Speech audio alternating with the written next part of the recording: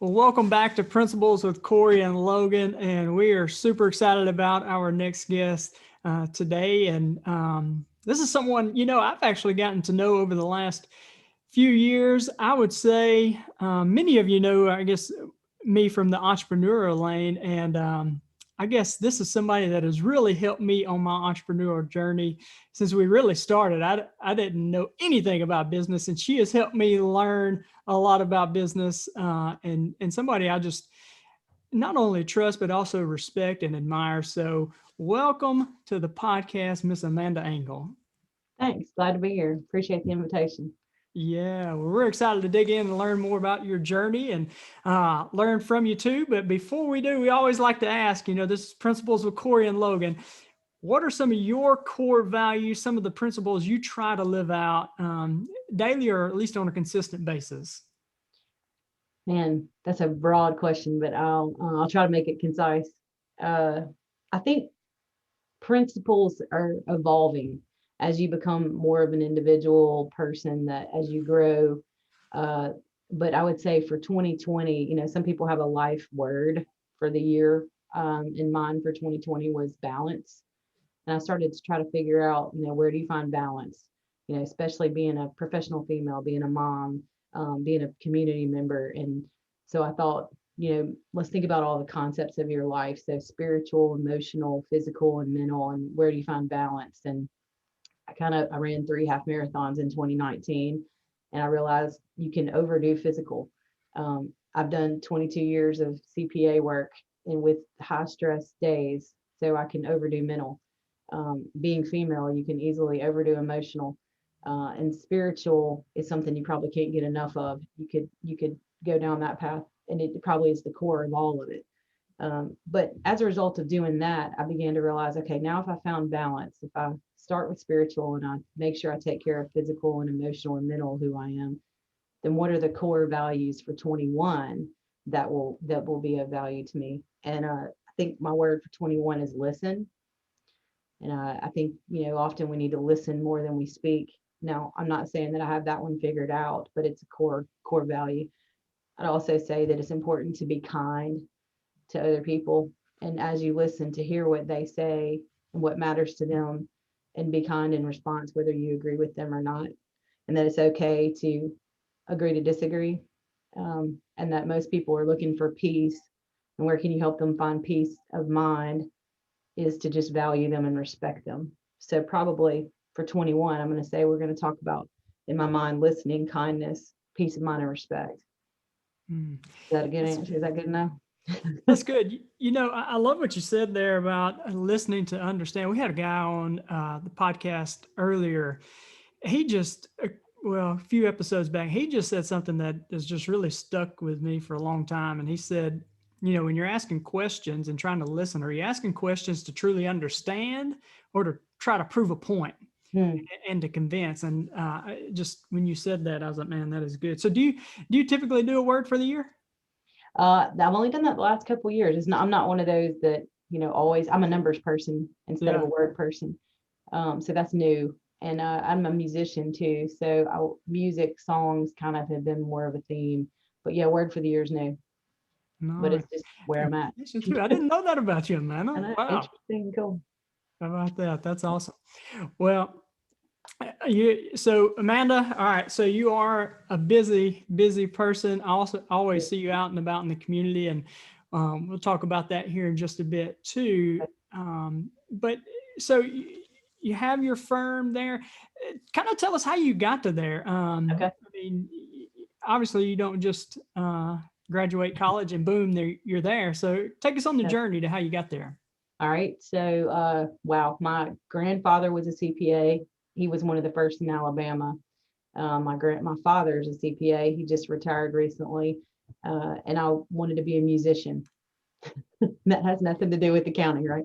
But once I got to Southern Miss on a voice scholarship, I realized that if I don't meet Mr. Right and I have to actually work to make money and be driven enough to have a career, then I probably should look at one. So accounting was an easy one.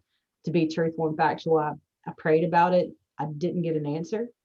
And oftentimes people talk about direction, And if it's something that big of a decision, you should have a sign or whatever. Nothing came.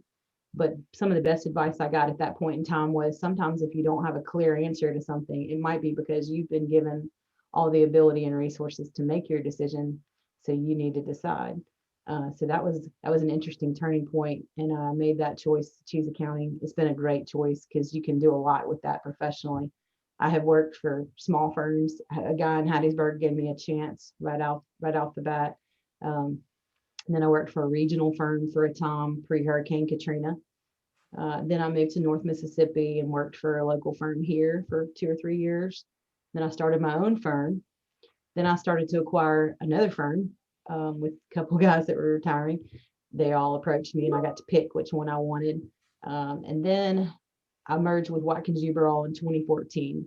They're based out of Memphis, or we are based out of Memphis, and we have 11 partners currently, and they needed a tax presence in Tupelo. And they're like, we hear that you're the go-to. Are you willing to do it? And I said no for a while because I had a deal going that was pretty good.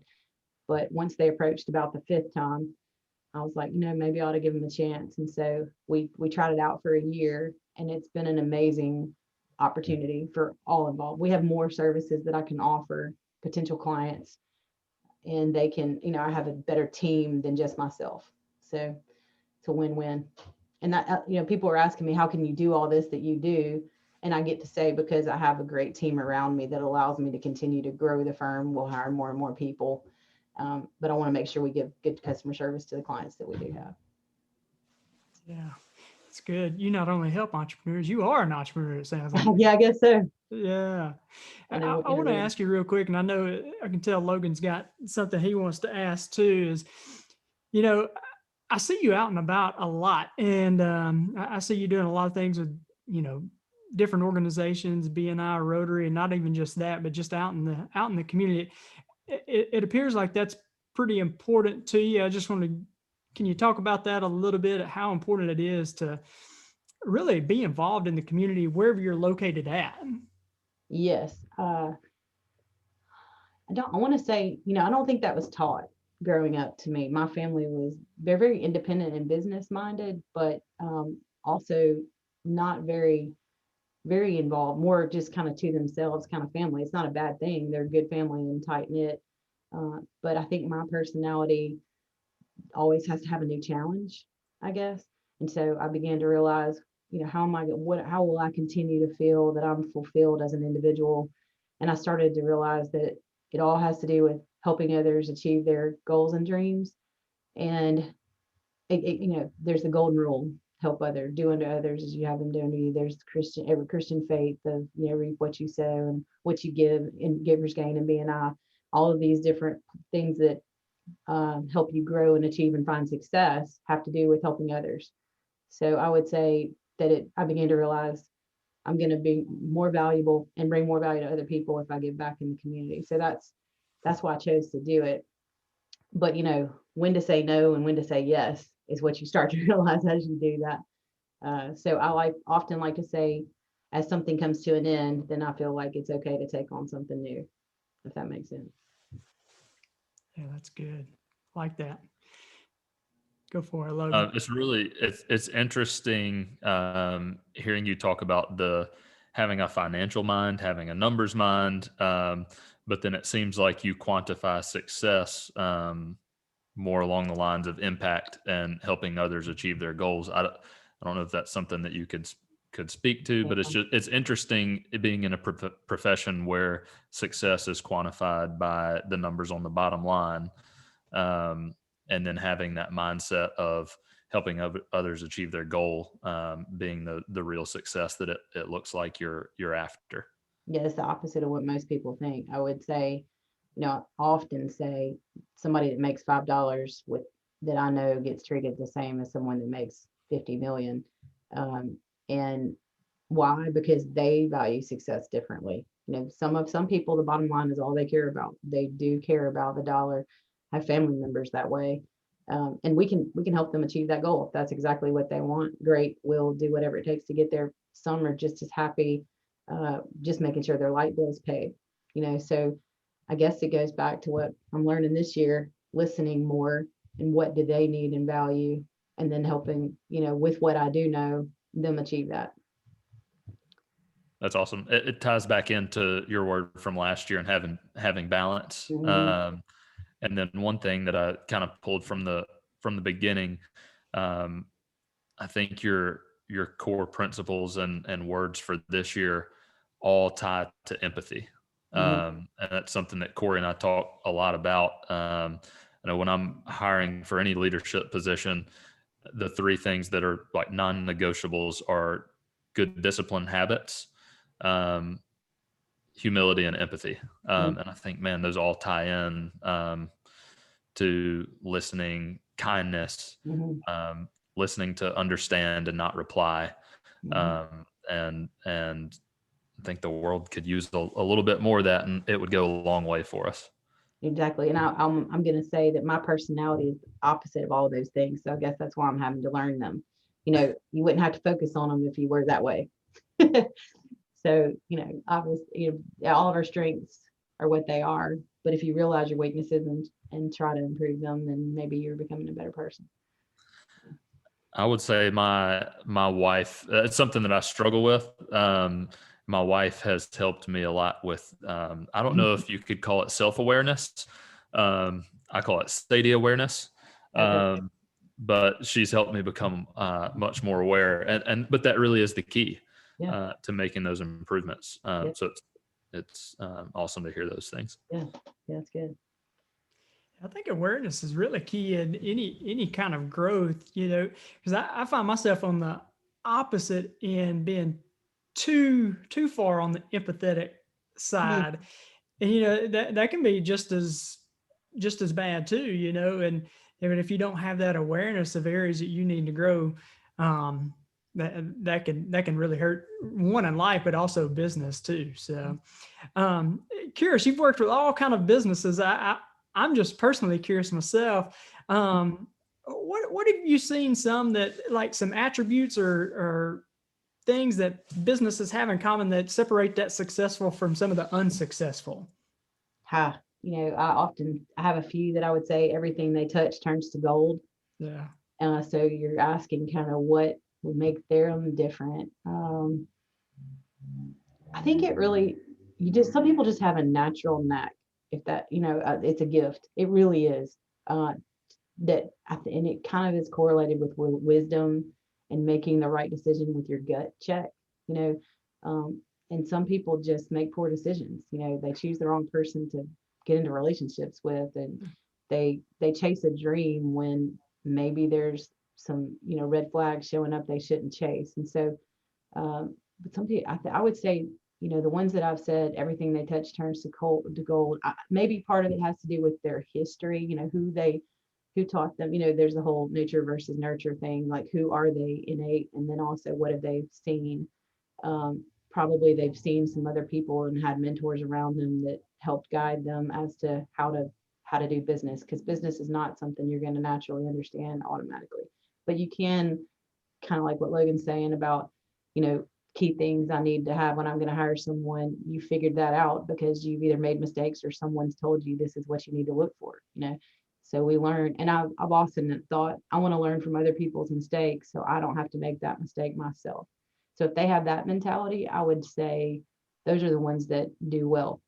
They're being self-aware. They're asking people for help. They're not just trying to do it all on their own. They know that I spent a whole year doing an MBA program to learn that the individual doesn't have it all together. You need multiple people to figure out the team. That's all I've learned that whole year. So maybe someone will listen to this and realize that was all. I don't have to pay for an MBA. Just come to listen to this podcast. But Yeah. that's it. I'd say that's the difference. Cory and I've talked some about that. One of the biggest things that I've learned over the past 3 to 5 years is that, and especially last year, nobody has it all figured out. Mm-mm. And nobody had a blueprint for last year, No. for 2020.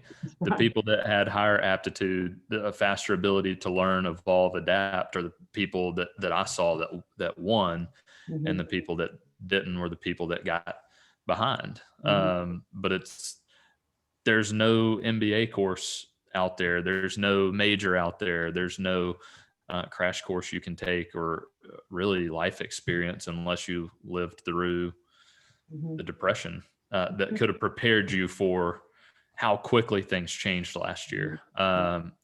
You're in a position where you see those numbers from the person that's making $10 an hour to the person that's making $50 million a year. What were the consistencies in people that were high performers last year and people that got behind and didn't adapt as fast? I would say some of them had no choice.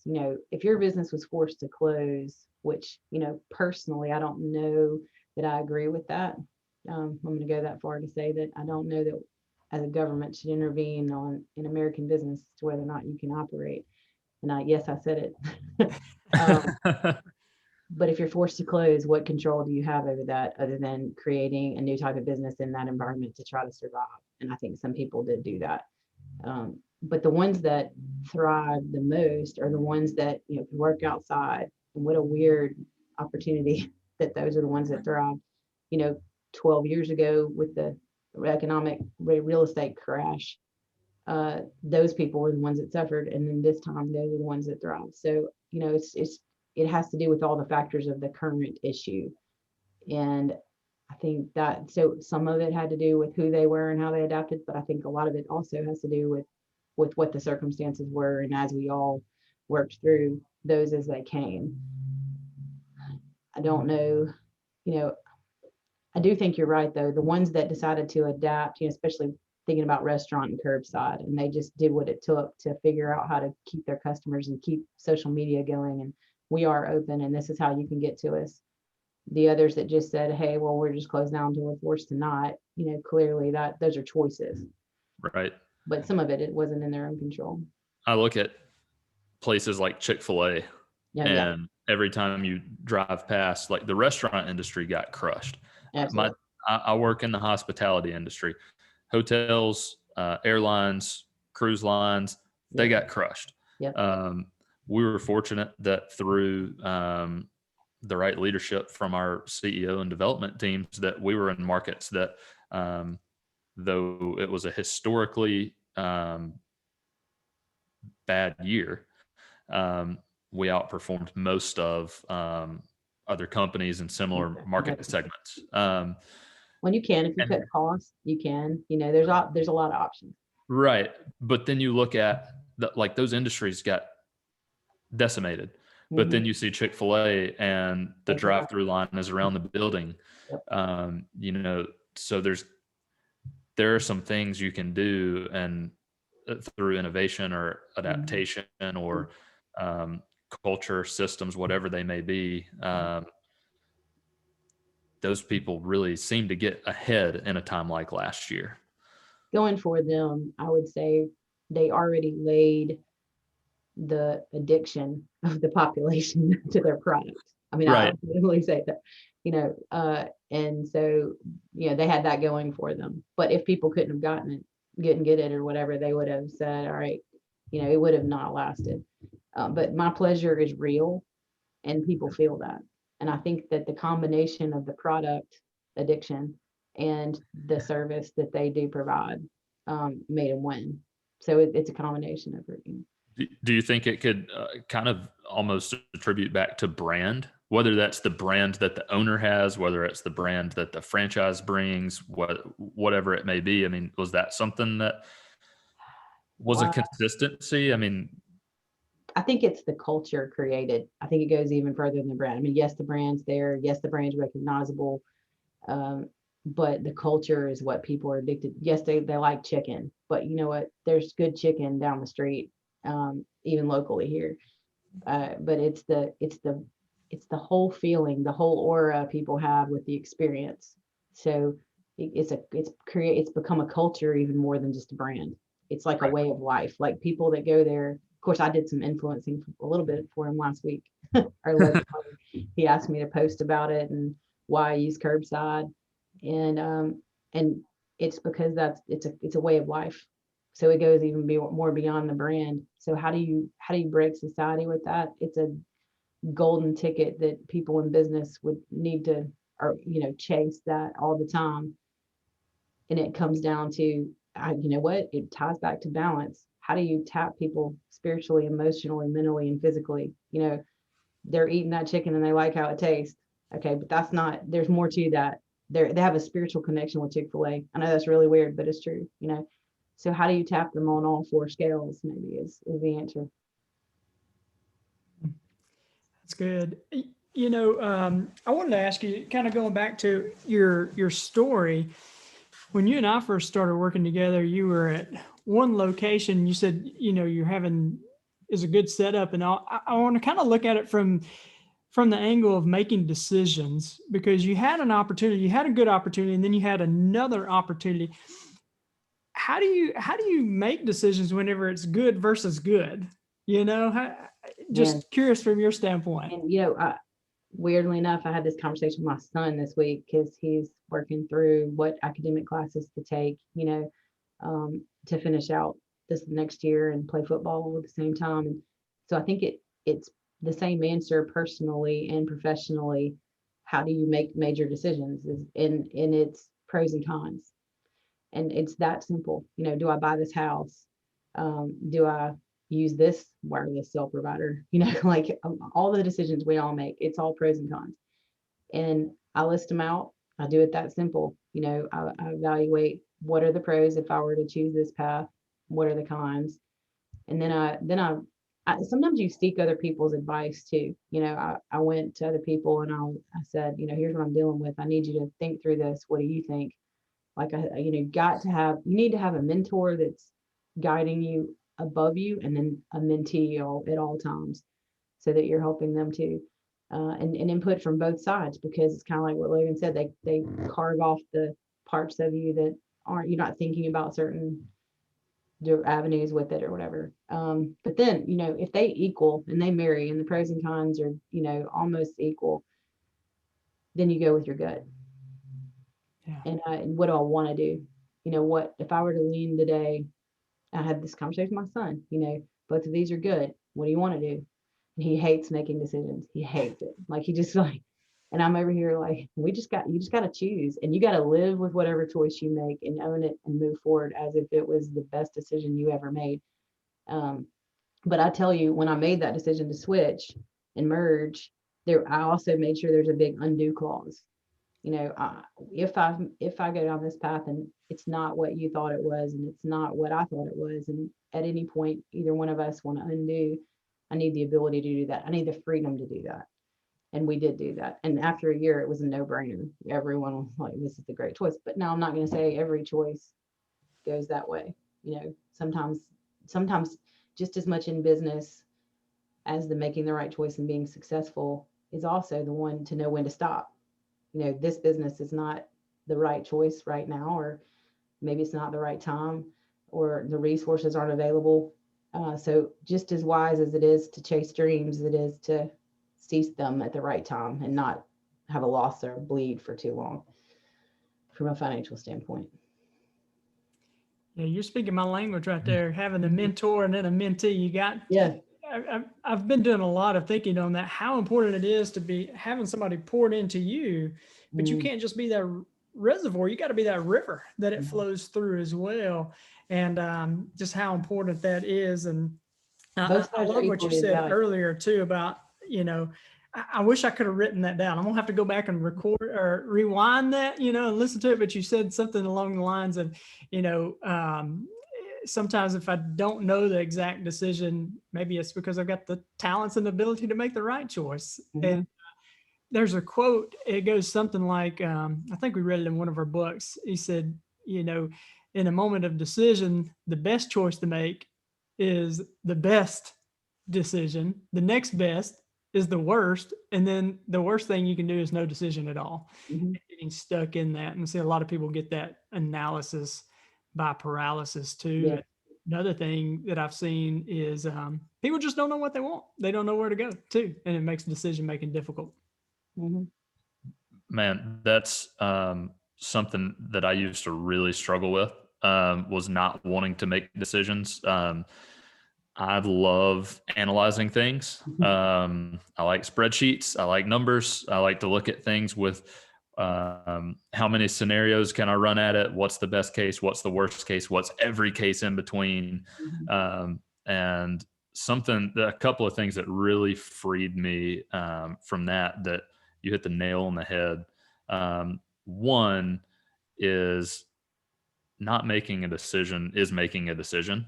Um, and realizing that all we can do today is make the best decision with the information we have at hand, because we don't have a crystal ball. Mhm. And guess what? Something may change. New information can come to light down the road.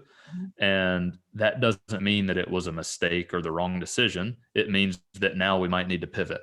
Yeah. And secondly, something that I've not heard anybody else touch on, but that has been very near and dear to my heart, is the undo button.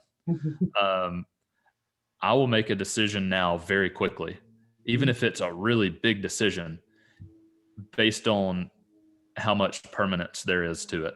Mhm. If there's not much collateral damage to hit the undo button, it's a no-brainer. Let's do it. At least Done. try. Okay. Yeah. If it's a permanent decision, if it's a house, guess what? We can sell it. Mhm. If it's a job, guess what? We can find another job. Mhm. That there are things in life that you can undo and things that you can't. And I think the ones where you can't are the ones where you've really got to do the soul searching. You've really got to lay out the pros and cons. But some of the other stuff, I think we're commanded to not worry. Mhm. But we Mhm. put a lot of worry into those decisions when, you know what, if new information comes up, we can just hit that undo button, or we can pivot. And so a lot of times we don't walk in obedience because of future fear. Mhm. Um, Things that never happen. yeah, and there's you have downside protection if you have that undo button. I think it's awesome that you put an undo clause. Oh yeah. Yeah. So I haven't heard of that before. That's awesome. Oh yeah. Why not? It's good for both. It is. It Freeing is. for both sides. Um, well, you talked a little bit about community service, and why that's important to you. Um, Something big in your life in 2021 is you are seeking political service. Tell us a little bit about what you're running for Why in the right world now, would I do that and where did that come why from? you Yeah, would do that with the irons you have in the fire, and the exactly. balance that you sought to achieve Yeah. last year, and why you're running for city council in Tupelo, and kind of what your platform is. Sure. Okay, and we have limited time, right? No, I'm not gonna do I won't be a politician. I'll be an accountant. Um, no, when I was in the in between with my own practice, I had an employee that said, "Hey, look, with the people and the knowledge you have financially, you should run for city council one day." And I said, that's crazy. I'm not originally from Tupelo. I've only been here 15 years, and some people think you need to be third generation to be from Tupelo. But I do love the community and I love what we have. And I feel like it's a safe place and it's where I've chosen it to be my permanent home. So I started, the more of that kind of idea sat in my mind, the more I just prayed about it, mulled through it. What would that mean? And I didn't ever want to run against Marple Whittington. He's the outgoing current councilman. He's running for mayor. When he made that choice, the seat was available with no incumbent. And so several came to me and said, "Hey, weren't you thinking about this? Would this be the right time?" So I was like, "Well, maybe it is. What do I think now? And do I still have the same abilities and resources, that would be of value?" And a lot felt that way. So that's where I kind of threw my name in the hat. But what I want to do for community, why would I be Ward One? Have kind of five issues and areas one's obvious. The city council holds the purse strings to what they're telling me to the money and finances of the city. So what I do know and how to budget would be of value. And that one's obvious. Two, my son will be a senior next year at Tupelo. He plays football. Dr. Piku lives on my street. My husband does benefits for employees at the school systems.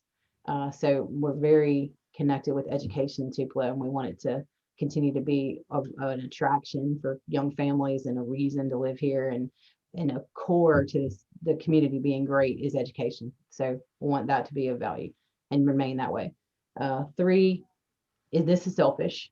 And I'm finding though that it's not totally selfish. There are a lot of people that feel this way. But when I trained for 3 half marathons in 19, there's not a great place in the northwest side of our city to train, exercise, run, bike, any of that.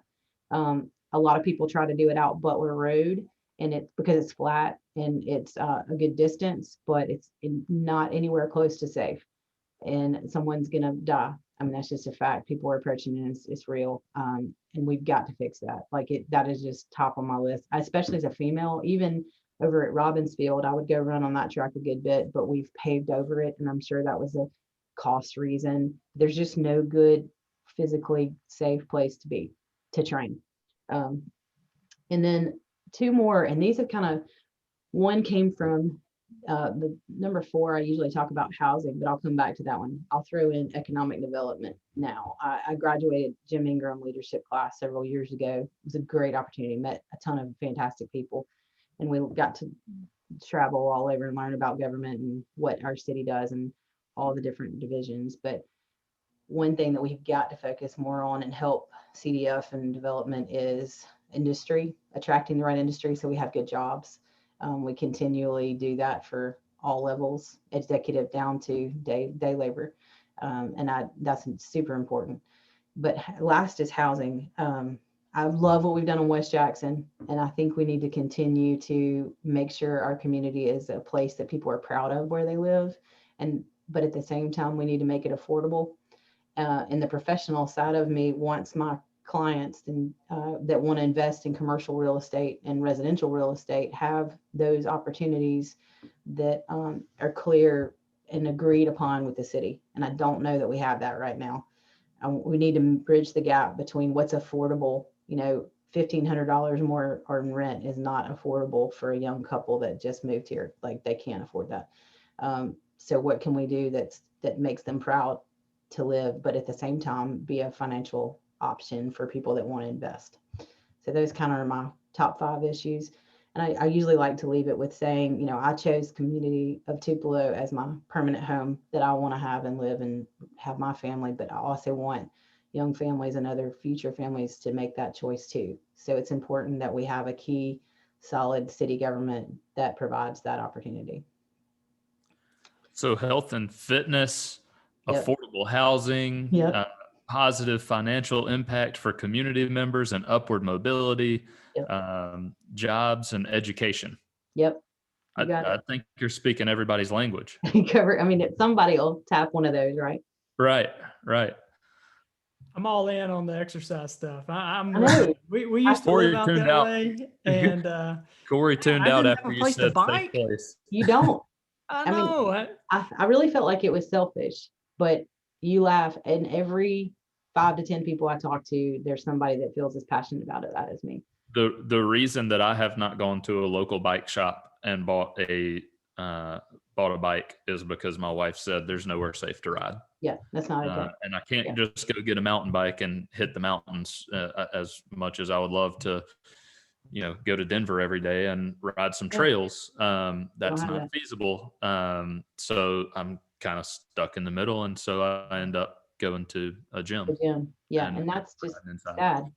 Yeah, it is. A little vitamin D would do a lot for everybody in the community, right? Especially given this pandemic, we do need to be outside more. It's a safer place to be. So this is something we talked about a year ago, but Rhonda Patrick is I can't remember exactly what she is, what type of biologist it is, but doctor, and was quoting some stats that I believe it was either Sweden or Switzerland. 96% of people that had adverse COVID outcomes were vitamin D deficient. Yeah, I've seen but that. We're not talking about vitamin D and zinc and those sorts of things. So if you can get everybody outside riding bikes and running, that'll be the cure. Tupelo will be COVID resistant.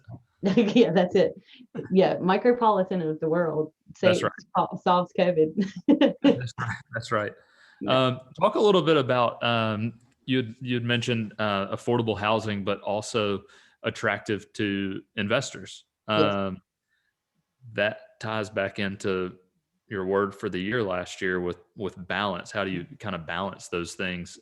My wife and I did a couple of lived in and flipped a couple of houses on West Jackson Street when that was going on, and Yeah. it was great for us from an affordable living standpoint and from Yeah. an investment standpoint. Exactly. But I will say we got hung up on appraisals. Mm, And so that was one of those things where we were the first one to sell, mhm, but kind of hit a ceiling where the city was really trying to incentivize investment there. mhm, But then the investors got penalized. mhm. So kind of talk about how you walk that line, that tightrope of balance with creating affordable housing, and then it also being attractive from an investment standpoint. What are some I would things you think can do if, to? if I had the golden ticket on that answer, then we wouldn't be an issue. We would have already figured it out, So I think it's one of those that we're gonna have to keep continuing it to be a dance, like take one step forward, see what this works. And if it doesn't, like you're saying, the word pivot, we just kind of we all want to move that direction. It's just, okay, let's try this and see if that works, and does that hit, and then is that the answer, or should we try it this way? And I think they are definitely pursuing that. I don't understand all of their reasoning on some things that I got to figure out when I get on the inside as to decisions they've not made. Um, but there's a fine line between making the step, making the investment, saying this is the direction we're going, and then everybody buying in and it all working out for everybody. Somebody, as we do the dance, will be affected. I do know one thing that goes along with it that I learned elsewhere. When we lived in Hattiesburg, we bought and sold several properties and did new construction. And I learned and saw that the developers shared the wealth down there. They would go in and do the basic infrastructure for a development, but then the contractor would have rights to certain lots, and the equity that would be shared would be between the contractor and the home buyer, which was very valuable because we would go into a new house with $20,000 worth of equity. For a young couple, that's significant. Here, that's not the case. Most of the developers already have, you don't want to say sucked all the value out, but they go in knowing what the value will more than likely be, and they hold it to that standard. And the contractor their hands are tied a good bit to be in with those developers. And then when the home buyer buys, they're buying at full price. Is that right? And is that fair? Are we sharing with what we should? I think maybe we could do better, is my opinion, having seen what I've seen elsewhere. And maybe that's just good that I've seen that elsewhere, to be able to bring that idea. Whether or not we can implement that with who's currently playing, I don't know. And we probably could, though. I feel like with city involvement, I might could do more about that. Yeah. Well, you definitely don't get the answer if you don't start asking and trying to Yeah, figure it out. So that's I right. think that's great. What I hear with all those five things is the key thing I hear is being more attractive to businesses, families, Mhm. and leaders. And we've got a lot of great things going for our city and our region, and Yeah, I want to highlight. make it real clear. Let me add this. I think we have a fantastic city. I just want to keep making us even better. Yeah, I don't disagree with anything that we have right now, or I wouldn't have chosen what we have. I think but there's always room for improvement. That's exactly what I was gonna say. Is I've lived in Atlanta, I've lived in Memphis, suburbs of each, and have friends everywhere. Mhm. Um, I love living in Tupelo. It's you can have a low cost of living in Yeah, comparison to other areas, but high earning potential. exactly. We don't have crazy traffic issues, Mhm. except around Christmas time at the mall. Mhm. And a strong sense of community. The restaurant scene in Tupelo over the past 5 years has been Healthcare, food, awesome. I mean, yeah, I'm yeah, proud to take education. my friends from Atlanta out to eat when they come to Tupelo, and that's not something that I could say 10 years ago or 6 or 8 years ago. It's awesome, but I do think we need the right people in leadership, in public office, to keep the needle moving the right direction, because we're kind of at an inflection point where we can lose that momentum, or we can keep that momentum and really the next decade see Tupelo thrive. Absolutely. Yeah, I'm really excited about where the city is going. I truly do, and some great things, and I love that. And Amanda, I really appreciate your time. You've added a ton of value. We also kind of like to end with some rapid fire questions. So we've got just a few more, just super rapid fire. So I'm curious for you, do you like to read? Yes. All right. But currently with 3 jobs is what I've been saying. I mean, I don't get to read as much, but yes. Well, if you're not reading anything, what's been a book that's really made an impact on you? Book that's made one that I would say recently, I even referenced yesterday, is Margin. It talks about how you need to make sure you create enough time in your life and you don't schedule yourself too far. And the author's not with me right now because I read it electronically. So, when you don't see it, you don't see that. But it talks about, creating space for things that come up that you need to make time for. Whether, and it reminds you. And when you talk about balance, it goes, I think that's where a lot of it all began when I went down that path. So I would highly recommend the book Margin. While you keep asking me questions, I'm going to look up the author. Yeah, that's all good. I was just going to ask you, what do you have a half marathon plan this year? No, I have a medal waiting on my desk that I'm going to run a COVID. And I have a medal that if you would have run a race, you can earn this one on your own. So I'm going to run just a COVID marathon. Half, not a full. Never will I run a full. Well, that was my next question. When's the full? I think I'm too old, Cory. I'm 45. I'm a tennis player. There's only so much this elderly body can do. So I would say, let's keep doing halves. Maybe every state would be my goal instead of going for the whole. Yeah, that's cool. I've hit Alaska. I did Arkansas to Mississippi, Alaska, and Las Vegas, Nevada. Wow. So I've got a good start. Yeah, that's awesome. That's good stuff. Well, you're prime time. 45, that's prime time. So you're good. That's midlife crisis. You're just hitting your stride. The author of Margin is Richard Swenson, Swenson, MD. So it'd be one that people should read. Good deal. All right, Logan, what's your question that you love to ask? What is one thing over the past 5 years that you knew to be true that you discovered was in fact not true? Wow.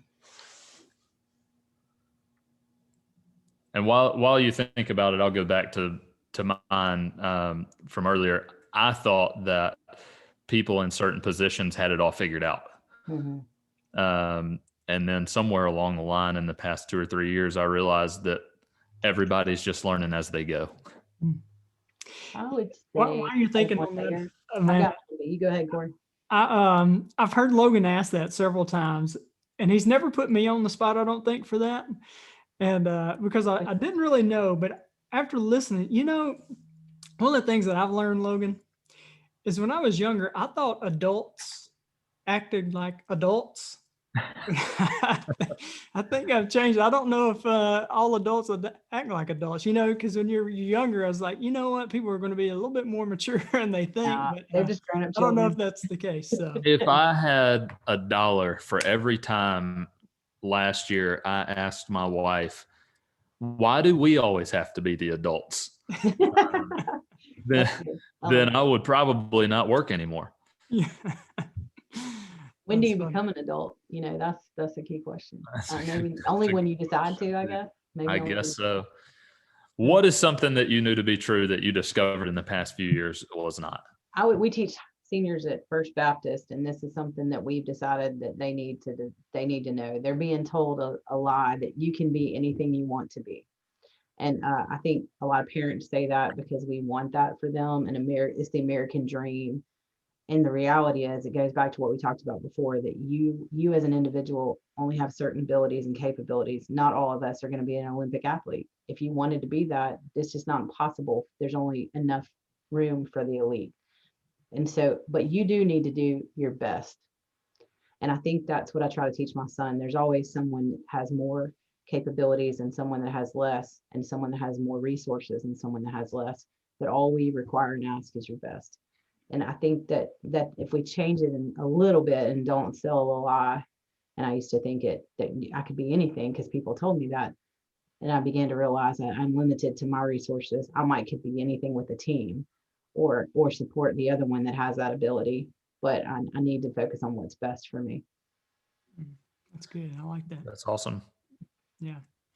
Amanda, well, like I said, you've added a ton of value. If anyone wanted to find out more about, working with you and your team, but also maybe wanted to support you in your run for city council, how would they get in touch with you? My office is downtown West Main. It's our headquarters for our campaign, and it's also obviously my CPA firm. 417 West Main. We're next door to Firestone and across from First Methodist on Main Street downtown. My office number is 269-4014, and I have a campaign email address that is Amanda Angle 4 Ward, the number 1 at gmail.com. Amanda Angle 4 Ward 1 at gmail.com. And I think we actually put it in, it's Amanda Angle Forward 1 at gmail.com, which is kind of, it's almost like a Twitter handle or a hashtag that, maybe may make people think a little bit. Cory will link to all that in the show notes as well. If you could give us the phone number one more time with the area code. All right, we've 662. got some listeners that are That's true. I didn't think about that. 662-269-4014. It's my office number.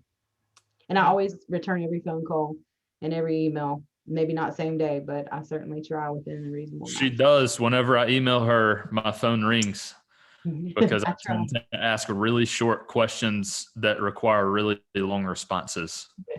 So I generally get a phone call back. Yeah, because most of the time an accounting answer is maybe. Let me give you all because they think it's going to be a short sure, when that's never the answer. Right. That's good. Well, man, we do appreciate you and your time, and thank you guys for taking the listen. We hope it has added value to you, and make sure to subscribe to Principles with Cory and Logan so you can stay up to date with any of the new episodes. And you guys have a great day, and God bless.